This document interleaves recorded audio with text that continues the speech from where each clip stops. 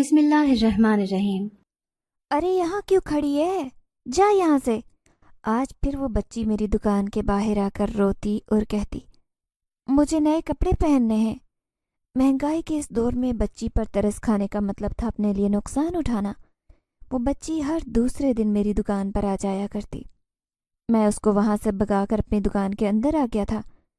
پہلے ہی صبح سے کوئی گاہک نہیں تھا، اس پر اس بچی کا رونا مجھے نحوست لگتا تھا۔ میں ابھی بھی سر پکڑ کر بیٹھا ہوا تھا جب اچانک مجھے ایسے محسوس ہوا جیسے میرے ساتھ کوئی اور بھی موجود ہے۔ میں نے ادھر ادھر دیکھا لیکن وہاں کوئی نہیں تھا۔ اپنا وہم سمجھ کر میں نے سر جھٹکا اور دکان کے داخلی دروازے کی طرف دیکھنے لگا کہ شاید کوئی گاہک ہی آ جائے، مگر آج بھی سارا دن گزر گیا۔ شام کے وقت جب دکان کو تالا لگا رہا تھا تو اچانک میری نظر دکان کے ساتھ لگے درخت پر پڑی، جس کے نیچے وہی بچی کھڑی تھی اور حسرت بھری نگاہوں سے مجھے دیکھ رہی تھی۔ مجھے اس بچی پر غصہ آنے لگا تھا۔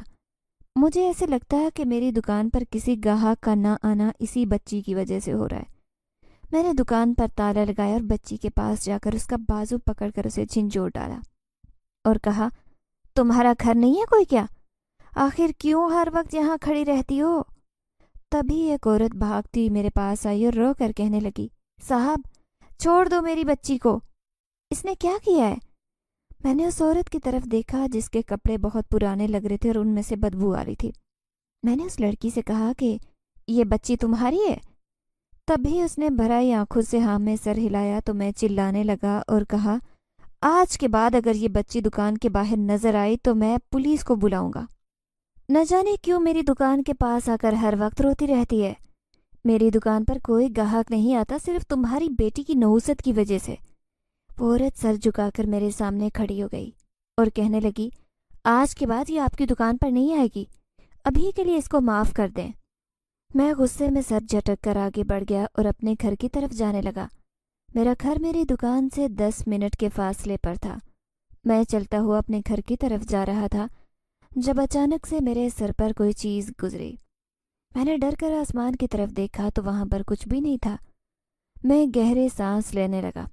میں نے پھر سے قدم بڑھانے شروع کر دیے، مگر اب میرے دل میں خوف بھی تھا۔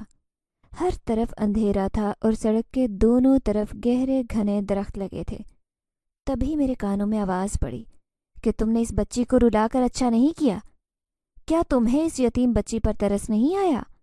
میں نے پھٹی نگاہوں کے ساتھ ادھر ادھر دیکھا لیکن وہاں پر کوئی بھی نہیں تھا۔ پھر یہ سرگوشی، میں نے جلدی سے قدم بڑھانے شروع کیے۔ میں تیز تیز چلتا جا رہا تھا۔ گھر پہنچا تو میری سانس سے سانس نہیں مل رہی تھی۔ میں نے جلدی سے دروازہ کھٹکھٹایا اور بار بار دروازہ کھٹکھٹانے لگا۔ میری بیوی گھبرائی ہوئی باہر آئی اور آ کر کہنے لگی کیا ہوا؟ خدا خیر کرے اتنی زور سے دروازہ کھٹکھٹا رہے ہیں۔ میں نے اپنی بیوی کو اندر کیا اور جلدی سے دروازہ بند کر کے اندر کی طرف چلا گیا۔ وہ بھی گھبراتی ہوئی میرے پاس آئی اور آ کر کہنے لگی سب خیر تو ہے؟ کیا ہوا؟ میں نے اس سے کہا کہ نہ جانے آج میرے ساتھ کیا عجیب واقعات ہو رہے اور اسے سب بتا دیا۔ وہ بھی حیرانگی سے میرے پاس بیٹھ گئی اور کہنے لگی کہ آخر یہ ماجرا کیا ہے؟ کچھ دیر بعد میں سب کچھ بھول چکا تھا۔ اب ایک نئی فکر نے مجھے آ گھیرا جب میری بیوی مجھے کہنے لگی مالک مکان آئے تھے، 2 مہینے کا کرایہ مانگ رہے ہیں، وہ کہہ رہے ہیں کہ اس مرتبہ کرایہ نہیں دیا تو گھر خالی کروا لیں گے۔ مجھے تو بہت پریشانی ہو رہی ہے۔ اگر انہوں نے گھر خالی کروایا تو ہم کہاں جائیں گے؟ ہمارے پاس اور کوئی ٹھکانہ بھی نہیں ہے، اتنے پیسے بھی موجود نہیں کہ کوئی دوسرا گھر لے لے۔ ہر دوسرے دن پورا سامان اٹھانا کون سا آسان ہے؟ پچھلے مہینے بھی میں نے اپنی بہن سے آدھے پیسے ادھار لیے تھے لیکن ابھی تک وہ ادھار نہیں اتار سکے۔ وہ تو شکر خدا کا کہ میری بہن ہے تو اس نے پیسوں کا سوال نہیں کیا، اگر کوئی غیر ہوتا تو ہمیں جیسے تیسے کر کے ادھار اتارنا ہی پڑتا۔ میں سر پکڑ کر بیٹھ گیا۔ دکان پر کوئی کام نہیں تھا، اوپر سے کرایہ اور ادھار کے پیسے زندگی کا عذاب بن گئے تھے۔ گرمی کی شدت کی وجہ سے میں اپنے ہی خیالوں میں گم صحن میں آ کر بیٹھ گیا۔ آسمان کی طرف دیکھتے دیکھتے نہ جانے کب میری آنکھ لگ گئی، مجھے پتہ ہی نہیں چلا۔ آنکھ تو اس وقت کھلی جب کسی نے بہت زور سے میرا پیر ہلایا۔ میں ایک دم اٹھ کر بیٹھ گئی۔ دیکھا تو میری بیوی بھی میرے ساتھ سو رہی تھی اور بچے بھی سوئے ہوئے تھے۔ میں اپنی جگہ سے اٹھا اور بچوں کے پاس جا کر ان کو پیار کرنے لگا۔ سارا دن دکان اور گھر کے کاموں کی وجہ سے میں اپنے بچوں کو بالکل وقت نہیں دے پا رہا تھا۔ وہ سارا دن مجھے یاد کرتا، لیکن میں ان کی ضروریات زندگی پوری ہی نہیں کر پا رہا تھا۔ میں کیسا باپ تھا؟ بس یہی سوچ کر میری آنکھیں بھر آئی۔ میں نے ان دونوں بچوں کو پیار کیا۔ جیسے ہی پلٹ کر اپنی چارپائی پر واپس آنے لگا تو مجھے دروازے کے پاس وہی بچی چھوٹی کھڑی دکھائی دی۔ اس بچی کو دیکھ کر مجھے لگا جیسے میرا دل بند ہو جائے گا۔ یہ بچی میرا پیچھا کیوں نہیں چھوڑ رہی تھی؟ میں چلتے چلتے بچی کے پاس گیا۔ وہ میری طرف بہت غور سے دیکھ رہی تھی۔ اس کی آنکھوں میں آنسو بھی تھے۔ تبھی مجھے پھر سے آواز سنائی دی، کیا یہ میرے بچوں کی طرح نہیں ہے؟ قاسم صاحب، وہاں دروازے کے پاس کیا کر رہے ہیں؟ طبیعت تو ٹھیک ہے آپ کی؟ اچانک سے میری بیوی کی آواز نے مجھے ہوش کی دنیا میں لا پٹکا۔ میں نے دروازے کی طرف دوبارہ مڑ کر دیکھا تو اب وہاں پر کوئی نہیں تھا۔ میری بیوی مجھے کہنے لگی، آپ کن سوچوں میں گھوم رہے ہیں؟ میں کئی دن سے آپ کو دیکھ رہی ہوں، آپ خاموش ہیں۔ مانتی ہوں کہ پریشانی ہماری زندگی کا حصہ بن چکی ہے، لیکن اس کا یہ مطلب تو نہیں کہ آپ اپنی حالت ہی خراب کر لیں۔ میں نے اپنی بیوی کو کچھ بھی نہیں بتایا، کیونکہ میں تو دکان پر چلا جاتا۔ پیچھے میری بیوی گھر پر رہ کر ڈرتی رہتی۔ پھر بچے بھی چھوٹے تھے اور بیوی کو تسلی دے کر میں خود بھی سونے لیٹ گیا۔ مگر اب کہاں نیند آنی تھی؟ بار بار میری آنکھیں دروازے کی طرف جاری تھی۔ مجھے بچی کا عکس بار بار محسوس ہو رہا تھا۔ میں نے اپنا سر جھٹک دیا اور پھر آسمان کی طرف دیکھنے لگا۔ ایک نئی امید کے ساتھ آنکھیں بند کر لی اور سوچنے لگا کہ شاید صبح میری دکان پر کوئی گاہک آ جائے۔ میری دکان پر سب سے بہترین کپڑا موجود تھا اور ہر طرح کے نئے نئے ڈیزائن میرے پاس موجود تھے، مگر پھر بھی کوئی گاہک میری دکان کی طرف آتا ہی نہیں تھا۔ میں صبح سویرے اٹھ بیٹھا۔ رات نہ جانے کب میری آنکھ لگ گئی۔ اپنی بیوی کو خدا حافظ کہتے گھر سے نکل آیا اور پیدل چلنے لگا۔ دکان پر پہنچ کر میں نے ادھر ادھر دیکھا۔ ابھی سب دکانیں بند تھی۔ میں نے اس لالچ میں جلدی سے دکان کھولنے کا فیصلہ کیا کہ شاید باقی سب دکانیں بند دیکھ کر ہی گاہک میرے پاس آ جائیں، مگر یہ منصوبہ بھی ناکام ٹھہرا۔ آج اگر میں وقت سے پہلے ہی دکان پر آ گیا تھا تو آج کوئی گاہک چھوڑ کر کوئی دکاندار بھی کہیں نظر نہیں آ رہا تھا۔ دوپہر ہونے کو تھی مگر دور تک کوئی نظر نہیں آیا۔ تبھی ایک شخص میرے پاس سے گزرا۔ کافی حیرت سے مجھے دیکھنے لگا۔ وہ آدمی میری دکان سے کچھ دور ایک چھوٹی سی دکان چلاتا تھا۔ کیا بات ہے بھائی، آج اکیلے ہی دکان کھول کر بیٹھے ہو؟ میں نے اس شخص کی طرف دیکھا اور کہا کہ آج سب دکانیں بند ہیں۔ مجھے تو حیرت ہو رہی تھی، نہ جانے یہ کیا ماجرا تھا۔ تبھی میری بات پر وہ ہنسنے لگا اور کہنے لگا، آج تو ہڑتال ہے، آپ کو نہیں پتا؟ میں اس کی بات پر مسکرا دیا تو وہ آگے چل پڑا، مگر میں سر پکڑ کر بیٹھ گیا اور رونے لگا، کیونکہ آج گھر کے بجلی کے بل کی بھی آخری تاریخ تھی اور مکان مالک کو بھی آج ہی کی تاریخ دی گئی تھی کرایہ دینے کے لیے۔ میں اپنی پریشانی میں مبتلا تھا جب بچی پھر سے میرے پاس آ کر رونے لگی اور کہنے لگی، مجھے نئے کپڑے پہننے ہیں۔ اب تو جیسے میرا پارا ہی ہائی ہو گیا۔ میں نے پاس پڑا ڈنڈا اٹھایا اور زور سے اس کی کمر میں دے مارا اور اس کو کہا، یہاں سے دفع ہو جاؤ ورنہ مجھ سے برا کوئی نہیں ہوگا۔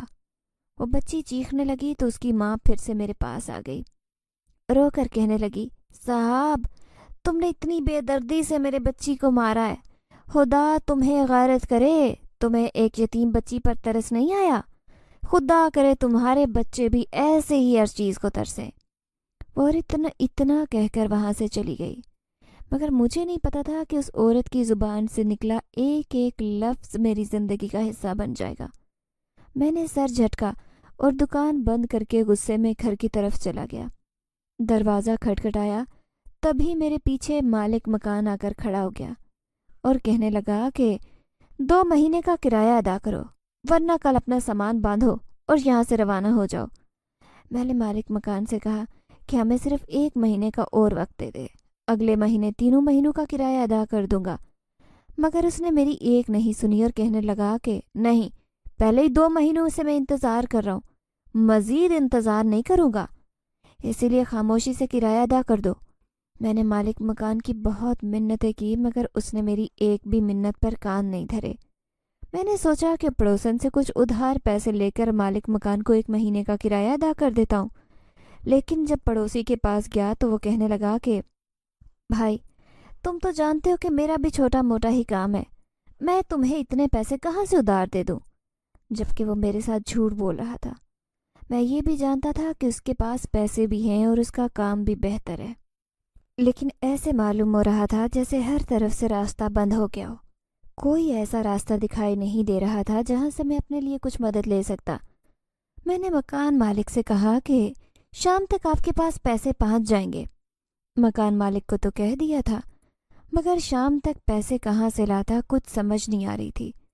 مالک مکان نے مجھے کہا کہ اگر شام تک پیسے نہیں آئے تو صبح گھر کی چابی دینے آ جانا۔ اتنا کہہ کر وہ واپس چلا گیا۔ میں بھی گھر کے اندر داخل ہوا جب میری بیوی پریشان کن حالت میں میرے پاس آئی اور آ کر کہنے لگی، آج تو گھر پر پکانے کو بھی کچھ نہیں ہے، بچے صبح سے بھوکے ہیں۔ میں نے اپنی بیوی سے کہا کہ انہیں کچھ کھلایا کیوں نہیں؟ تبھی وہ کہنے لگی، گھر پر کچھ ہوتا تو کھلاتی۔ اب تو مجھے اپنی بے بسی پر رونا آ رہا تھا۔ آخر کیوں میرے ساتھ ایسا ہو رہا تھا؟ مجھے کچھ سمجھ نہیں آ رہی تھی۔ میں پریشانی کی حالت میں گھر سے باہر نکل گیا۔ شام کا وقت تھا۔ اب مجھے فکر ستائے جا رہی تھی کہ کرایہ بھی ادا کرنا ہے، بل بھی آج ادا نہیں ہو سکے تھے اور بچے بھی صبح سے بھوکے تھے۔ دل تو چاہ رہا تھا کہ میں خود کو کچھ کر لوں۔ کیسی پریشانیاں تھی جو پیچھا ہی نہیں چھوڑ رہی تھی۔ میں اپنے ہی دھیان میں چلتا جا رہا تھا جب ایک فقیرنی میرے پاس آئی اور آ کر کہنے لگی، اللہ کے نام پر کچھ دے دو۔ میں نے اس فقیرنی سے کہا کہ تم سب کو میں ہی ملتا ہوں؟ ارے میرے پاس تو اپنے لیے بھی کوئی پیسہ موجود نہیں ہے، تم لوگوں کو کہاں سے دے دوں؟ تبھی وہ میری بات پر اونچی اونچی آواز میں ہنسنے لگی اور کہنے لگی، جب تمہیں خدا کے بندوں پر ترس نہیں آتا تو وہ خدا تم پر کیوں ترس کھائے؟ اتنا کہہ کر وہ آگے بڑھ گئی اور میں سوچنے لگا کہ میں نے خدا کے کون سے بندوں پر ترس نہیں کھایا۔ میں نے تو کبھی کسی کے سر پر سے ہاتھ نہیں روکا تھا۔ اپنے رشتہ داروں کو، آس پڑوس کے لوگوں کو میں ہمیشہ کچھ نہ کچھ دیتا رہتا تھا۔ پھر یہ سختی مجھ پر کیوں آ گئی؟ مجھے یہ سمجھ نہیں آ رہا تھا۔ میں فکر مندی سے گھر کی طرف نکل پڑا، کیونکہ مالک مکان کو کرایہ دینا تھا۔ ایسا نہیں تھا کہ میرے حالات شروع سے ہی ایسے تھے، بلکہ میرے حالات کچھ عرصے سے خراب ہوئے تھے۔ میں گھر پہنچا تو سامنے کا منظر دیکھ کر میرے رونگٹے کھڑے ہو گئے۔ جب مکان مالک میرے گھر کا سارا سامان گھر سے باہر پھینکوا رہا تھا اور میری بیوی اور بچے گلی کے ایک کونے میں کھڑے رو رہے تھے، میں بھاگتا ہوا بیوی بچوں کے پاس گیا اور مالک مکان سے کہنے لگا کہ ہم لوگ کہاں جائیں گے؟ خدا کے لیے ہمیں یہاں پر رہنے دے دیں، میں جلد آپ کا سارا کرایہ ادا کر دوں گا۔ مگر مالک مکان ماننے کو تیار ہی نہیں تھا۔ تبھی مجھے اس کے پیر پکڑنے پڑے۔ میری بیوی نے میری یہ حالت دیکھی تو وہ پھوٹ پھوٹ کر رونے لگی اور کہنے لگی کہ اتنا برا وقت بھی ہم پر آنا تھا۔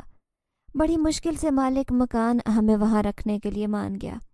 میں نے اس سے وعدے کیے کہ میں اس کو سب پیسے اگلے مہینے تک چکا دوں گا۔ سارا سامان اندر رکھا۔ کچھ سامان ٹوٹ گیا تو میری بیوی اس پر افسوس کرنے لگی۔ میں نے اپنی بیوی کو تسلی دی اور اسے کہا کہ پریشان مت ہو، حالات ٹھیک ہوتے ہی تمہیں نئی چیزیں بنا دوں گا۔ ہمیں سامان رکھتے ہوئے رات ہو چکی تھی۔ بچے بھوک سے بلک رہے تھے۔ میں نے اپنی بیوی سے کہا کہ تم فکر مت کرو، میں کسی پڑوس کے گھر سے کچھ سالن مانگتا ہوں، تم گھر پر روٹیاں بنا لو۔ میری بیوی نے جلدی روٹیاں بنا لی اور میں پڑوس کے گھر سے سالن لے آیا۔ سالن لیے راستے میں آ رہا تھا جب میرے سامنے ایک بچی آئی اور آ کر کہنے لگی، مجھے بھوک لگی ہے، مجھے کچھ کھانے کو دے دو۔ میں نے اس بچی کو نظر انداز کیا اور خاموشی سے آگے بڑھ گیا۔ وہ بچی مسلسل میرے پیچھے آ رہی تھی اور ایک ہی بات کہے جا رہی تھی کہ مجھے کچھ کھانے کو دے دو، مجھے بھوک لگی ہے۔ میں نے اس بچی پر دھیان نہیں دیا اور گھر چلا گیا۔ بچوں کو کھانا کھلایا اور سونے کے لیے لیٹ گیا۔ ابھی آنکھیں بند ہوئی تھی جب میں نے دیکھا کہ میری پوری دکان جل کر راکھ ہو چکی ہے اور دور وہ بچی کھڑی مسکرا رہی تھی جو ہمیشہ میری دکان کے آگے آ کر رویا کرتی تھی۔ تبھی ایک عورت جو بے حد حسین اور خوبصورت تھی وہ اس کے پاس جاتی ہے اور نت نئے جوڑے میری دکان سے لا کر اسے دے دیتی ہے۔ مجھے آ کر کہتی ہے کہ تمہیں اس یتیم بچی پر ترس کیوں نہیں آیا؟ کس طرح سے وہ بلک بلک کر تمہاری دکان سے کپڑے مانگا کرتی تھی۔ تمہارے پاس تو اتنے کپڑے تھے، کیا تم اتنی بڑی دکان میں سے ایک جوڑا اس کو نہیں دے سکتے تھے؟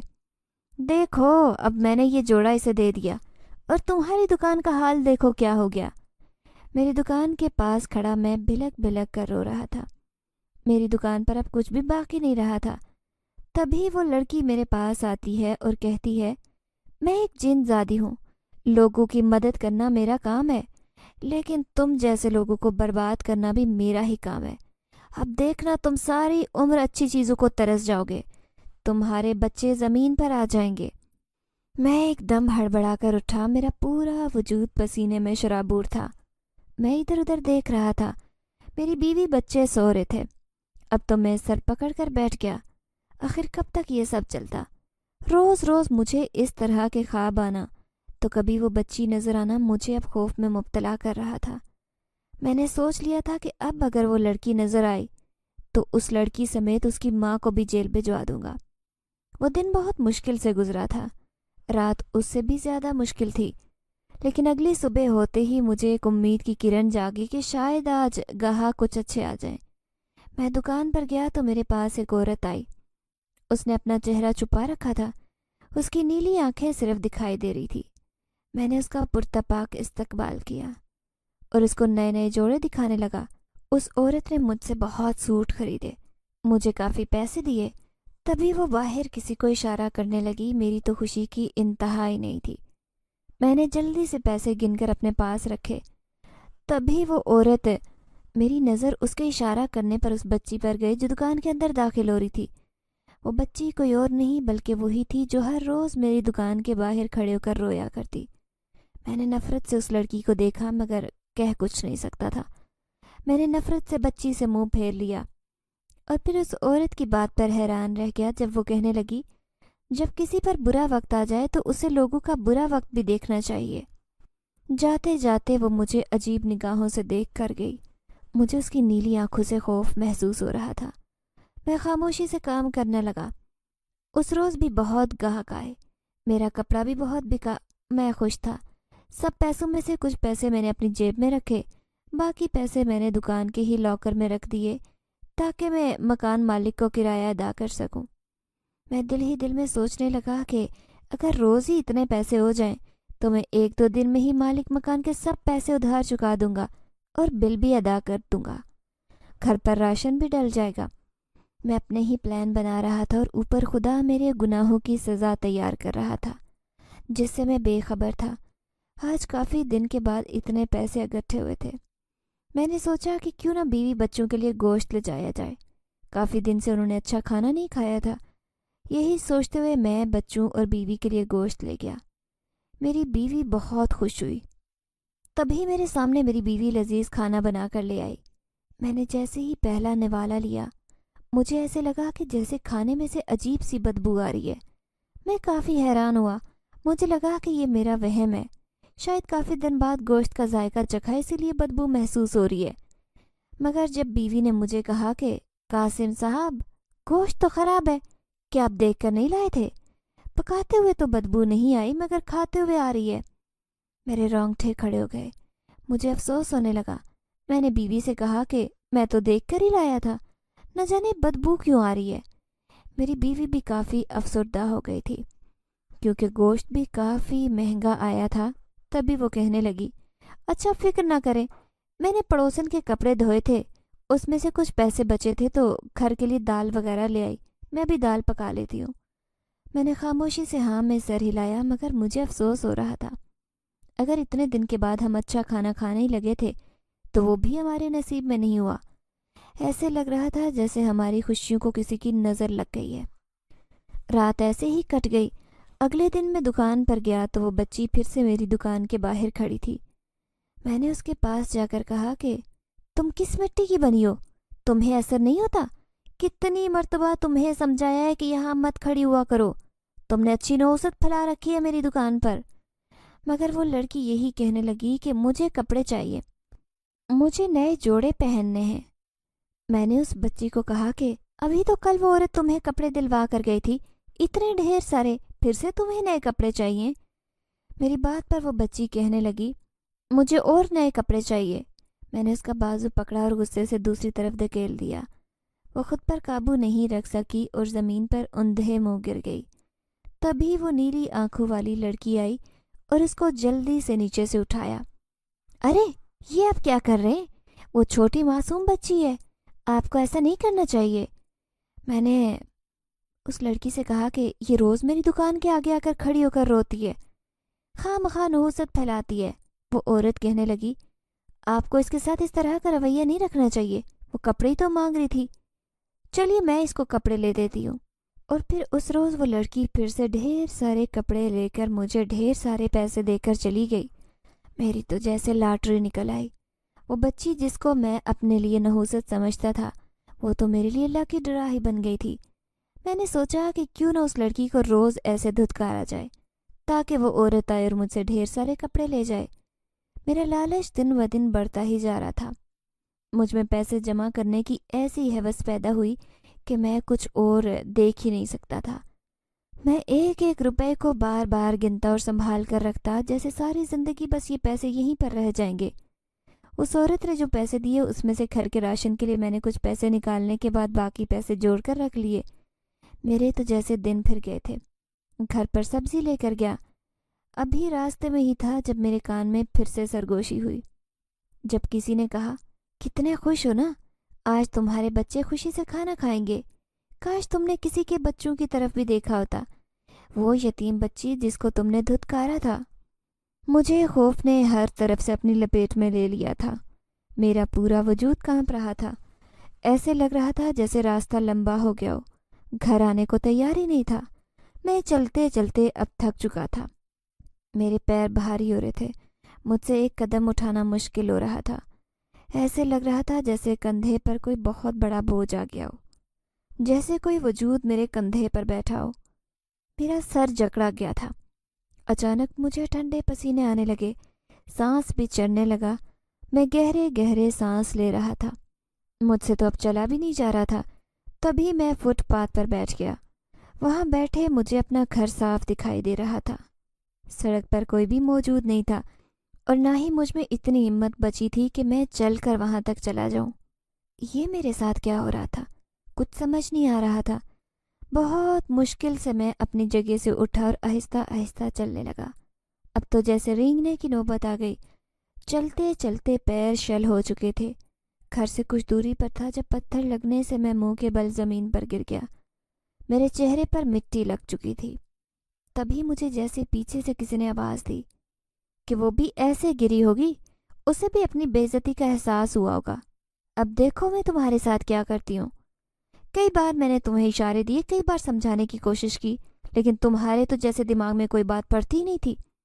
اب تو میں تمہیں سبق سکھا کر رہوں گی۔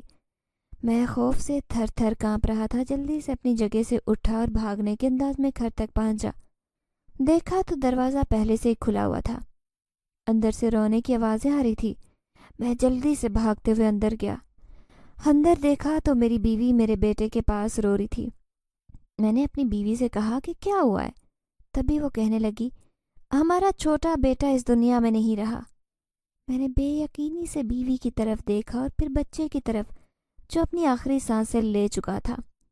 مجھے تو یقین نہیں آ رہا تھا، مگر یہ حقیقت تھی، تلخ حقیقت جس کا ہمیں سامنا کرنا پڑ رہا تھا۔ میں اپنے بچے کو گود میں لیے پھوٹ پھوٹ کر رونے لگا۔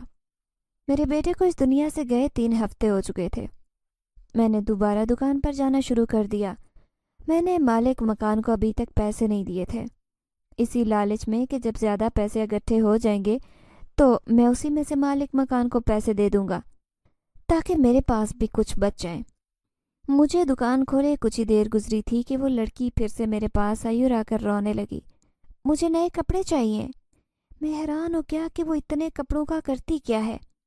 میں نے اس لڑکی سے کہا، تم چھوٹی سی ہو، اتنے کپڑوں کا کیا کرتی ہو؟ مگر اس نے میری بات کا جواب نہ دیا اور بس روتے ہوئے یہی کہنے لگی کہ مجھے کپڑے چاہیے۔ مجھے اس کے رونے سے چڑ ہو رہی تھی۔ اب تو میری بس ہو چکی تھی۔ میں نے اس لڑکی سے کہا کہ تم اتنی چھوٹی سی ہو، اتنے کپڑوں کا کیا کرتی ہو؟ مگر اس نے میری بات کا جواب نہیں دیا اور بس روتے ہوئے یہی کہنے لگی کہ مجھے کپڑے چاہیے۔ مجھے اس کے رونے سے چڑ ہو رہی تھی۔ اب تو میری بس ہو چکی تھی۔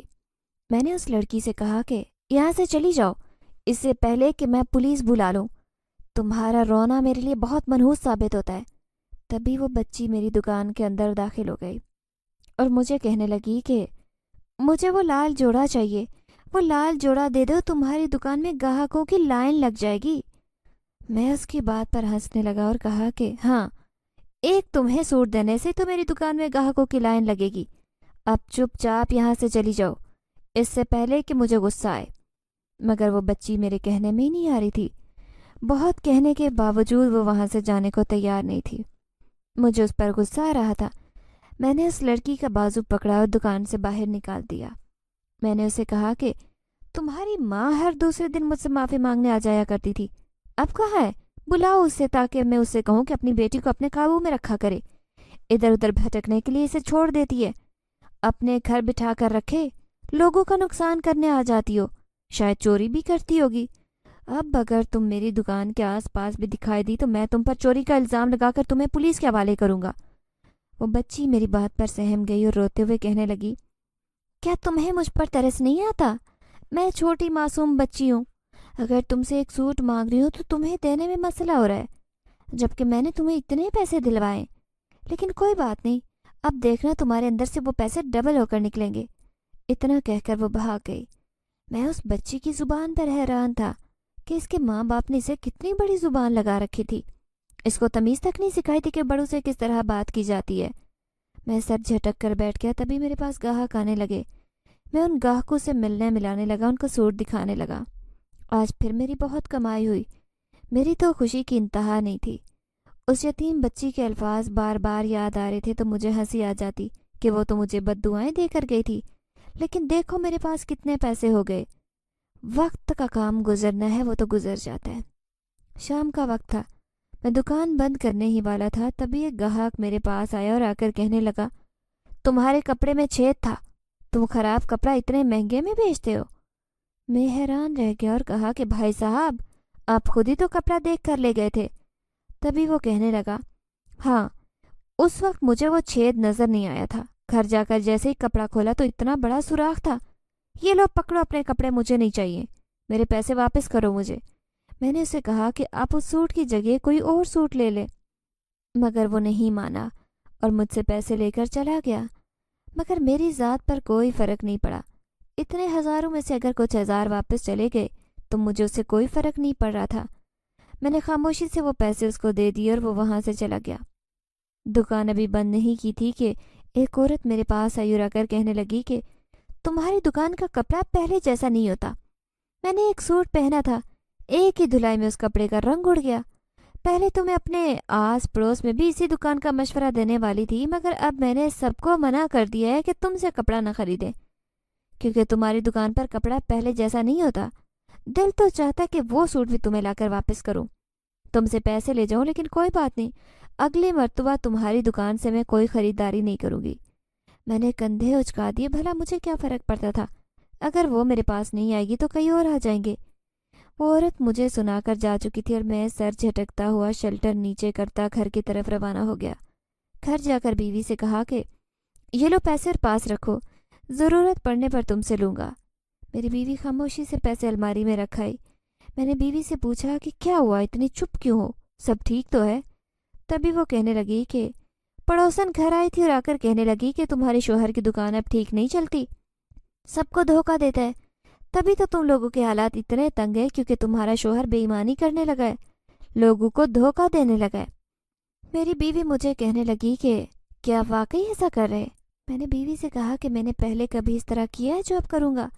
نہ جانے کن لوگوں کو ایسے لگنے لگا ہے کہ میں غلط لوگوں کو کپڑا دے رہا ہوں، جبکہ میری دکان پر سب دکانوں سے بہترین کپڑا ہوتا ہے، اور نہ کبھی میں نے کوئی ہیرا پھیری کی، نہ کسی کو دھوکہ دیا۔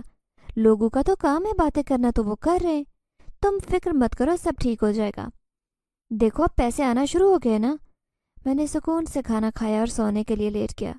گرمی کی شدت دن بدن بڑھتی جا رہی تھی، ایسے لگا جیسے دوزخ کی آگ دنیا پر برس رہی ہو۔ آدھی رات کا وقت تھا جب اچانک ہمارے گھر کا دروازہ کھٹکا۔ میں پریشان ہو گیا، ہڑبڑا کر اٹھا۔ پہلے تو لگا کہ وہم ہے، مگر دوسری مرتبہ دروازہ کھٹکا تو میری بیوی اور میرا اکلوتا بیٹا بھی اٹھ کھڑے ہوئے۔ میری بیوی کہنے لگی کہ خیال سے، نہ جانے اس وقت کون لوگ ہیں۔ میں دروازے پر گیا اور پوچھنے لگا کہ باہر کون ہے۔ تبھی سے باہر سے کوئی بولا، قاسم صاحب جلدی سے دروازہ کھولیے، آپ کی دکان میں آگ لگ گئی۔ الفاظ تھے یا سیسا پلائی جو میری کانوں میں انڈھیلی جا رہی تھی۔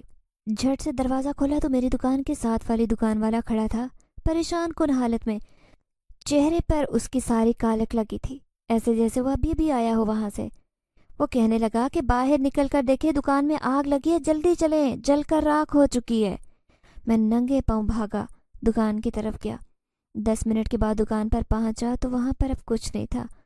آگ بجھانے والے آگ بجھا کر جا چکے تھے، ہر چیز تہس نہس ہو گئی۔ سب پیسے جو کمائے تھے وہ بھی دکان کے اندر تھے، ہر کپڑا جل کر راکھ ہو گیا۔ میں آنکھیں پھاڑے بے یقینی سے سامنے کا منظر دیکھ رہا تھا، ایسے لگ رہا تھا جیسے زندگی ختم ہو گئی، اب کچھ نہیں بچا۔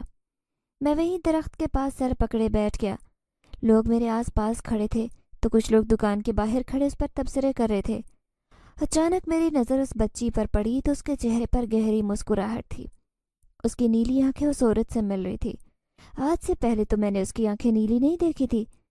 میں ایک دم گھبرا گیا، ڈر کے مارے میرا پورا وجود کانپ رہا تھا۔ آس پاس کے لوگ تسلی دے رہے تھے، کچھ حوصلہ دے رہے تھے، مگر میرا جتنا لاکھوں کا نقصان ہوا تھا اس پر تسلی ملنا یا حوصلہ ملنا کافی نہیں تھا۔ آہستہ آہستہ سب چلے گئے اور میں اکیلا اپنی جلی ہوئی دکان کے پاس بیٹھ گیا۔ تبھی پیچھے سے آواز پڑی، پیسوں کو جب گن گن کر بار بار رکھو گے تو ایسا ہی ہوگا نا۔ تمہیں اس یتیم بچی پر ترس نہیں آیا؟ دیکھو تمہاری دکان کی کیا حالت ہے، تم دکان کو چھوڑو، اپنی حالت پر نظر ڈالو۔ ایسے تھے تم، تمہاری لالچ نے، تمہاری ہوس نے، تمہاری پتھر دلی نے تمہارا یہ حال کیا۔ اب کیا کرو گے؟ اکلوتے بیٹے کو کھانا کیسے کھلاؤ گے؟ پیٹ کیسے پالو گے؟ اب تو تمہارے پاس کوئی ذریعہ معاش نہیں، نہ کوئی ایسا ذریعہ ہے جس سے تم دوبارہ کاروبار کھڑا کر سکو۔ میں اونچی اونچی آواز میں پھوٹ پھوٹ کر رونے لگا، جلدی سے سجدے میں گر گیا، آسمان کی طرف رو رو کر اپنی غلطیوں کی، اپنے گناہوں کی معافی مانگنے لگا۔ میں سمجھ گیا کہ مجھ سے بہت بڑی غلطی ہو گئی۔ میں نے لوگوں پر ترس نہیں کھایا، ہمیشہ خود کو ان سے اونچا رکھا۔ غرور اور انا میری ذات کا حصہ بن چکے تھے، میری زندگی صرف پیسوں کے آس پاس گھوم رہی تھی۔ مجھے اس یتیم بچی پر بھی ترس نہیں آیا، اتنے ہزاروں کا نقصان ہو جاتا مگر میں اس بچی کو کبھی ایک سوٹ نہیں دے پایا۔ کوئی فقیر میری دکان پر آ جاتا تو میں اسے جھڑک کر بھیج دیتا۔ کاش میں نے ایسا نہ کیا ہوتا تو میری یہ حالت نہ ہوتی۔ میرے ہاتھ پیر پھول چکے تھے، سمجھ نہیں آ رہا تھا کہ کس طرح نقصان بھروں۔ میں روتے ہوئے گھر پہنچا تو میری بیوی بھی رو رہی تھی، کہنے لگی، نہ جانے ہم سے ایسا کیا گناہ ہوا جو یہ سب ہو رہا ہے۔ میں نے اپنی بیوی سے کہا کہ مجھے اس معصوم بچی اور اس کی ماں کی بد دعا لگی ہے۔ وہ معصوم یتیم بچی اور اس کی بیوہ ماں نہ جانے کتنے بے بس ہوں گے، شاید انہوں نے کبھی اچھا کپڑا نہیں پہنا ہوگا یا شاید پہنتے ہوں گے، مگر شوہر کے چلے جانے کے بعد وہ عورت بیٹی کو اچھا کپڑا نہیں لے کر دے سکی، تبھی وہ بچی روز میرے پاس آتی، مجھ سے سوٹ مانگتی، مگر میں اسے دھتکار دیتا، کبھی جھڑک دیتا، کبھی دھکا دے کر زمین پر گراتا۔ میری بیوی کہنے لگی، ہم کیا کریں گے، ہمارے پاس تو اتنے پیسے بھی نہیں کہ دوبارہ کاروبار کھڑا کریں۔ ایک دکان تھی جس کا آسرا تھا، وہ بھی اپنی تھی، ایک وہی تو اکلوتا ذریعہ معاش تھا، اب تو جیسے سب ختم ہو گیا۔ ہمارے فاقوں پر دن گزرنے لگے۔ میرا بیٹا کہتا کہ ابا مجھے بھوک لگی ہے تو میرے پاس اس کو کھلانے کے لیے کوئی چیز نہیں ہوتی۔ ایک روز بیوی سے کہا کہ میں نوکری تلاش کر لیتا ہوں، گھر پر ہاتھ رکھے بیٹھا تو نہیں جا سکتا، مہینہ شروع ہونے والا ہے اور میں نے مالک مکان کو پیسے دینے ہیں۔ تبھی ایک دم میرے ذہن میں جھماکا ہوا۔ میں نے بیوی سے کہا کہ جو کچھ تمہارے پاس پیسے رکھوائے تھے وہ کہاں ہیں؟ وہ مالک مکان کو دے دیں گے تاکہ ہمیں مزید رہنے دے، اور اس دوران میں کوئی نوکری تلاش کر لوں گا تاکہ گھر کا سرکل تو دوبارہ سے شروع ہو۔ میری بیوی کہنے لگی، وہ تو میں نے الماری میں رکھے تھے، رکو لا دیتی ہوں۔ میری بیوی کمرے میں گئی اور چیخنے لگی۔ میں ایک دم ڈر گیا اور جلدی سے بھاگ کر کمرے میں گیا۔ میں نے بیوی سے کہا کہ اتنا کیوں چیخ رہی ہو؟ تب بھی وہ کہنے لگی، نہ جانے پیسے کس طرح سے کترے گئے، جیسے کسی چوہے نے کتر دیے ہوں۔ میں نے حیرت سے پیسے پکڑے جو جگہ جگہ سے کھائے ہوئے تھے۔ یہ کیسی آزمائش تھی، کیسا عذاب تھا جو ہمارے سر پر مسلط ہو گیا۔ میں نے بیوی سے کہا کہ یہ سب کچھ میری غلطیوں کی سزا ہے، مجھے سمجھ آ گئی ہے کہ میرے گناہ ہی آگے آ رہے ہیں۔ میری بیوی مجھ سے کہنے لگی کہ جلد سے جلد توبہ کر لیں تاکہ ہماری زندگی میں سکون میسر ہو، یہ عذاب جو ہمارے سر پر ڈل گیا ہے وہ ختم ہو جائے۔ میں جلدی سے سجدہ ریز ہو گیا اور اپنے رب سے رو رو کر معافی مانگنے لگا۔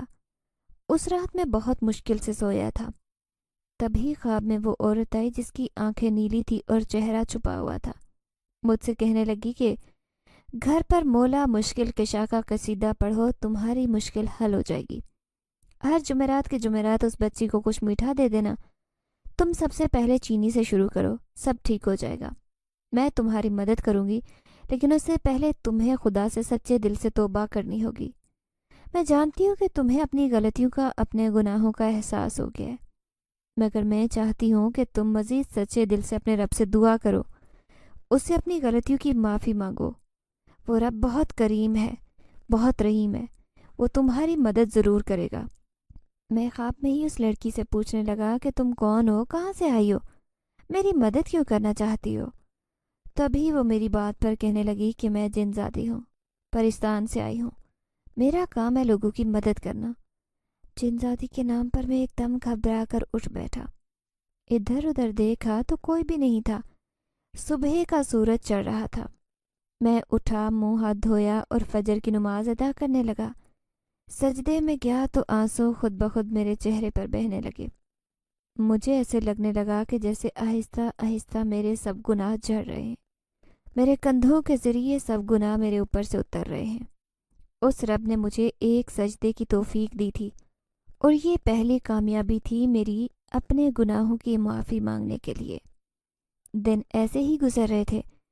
अब मैं हर जुमेरात की जुमेरात मौला मुश्किल कशा का कसीदा पढ़ता और फिर शेरनी लेकर उस बच्ची को दे आता।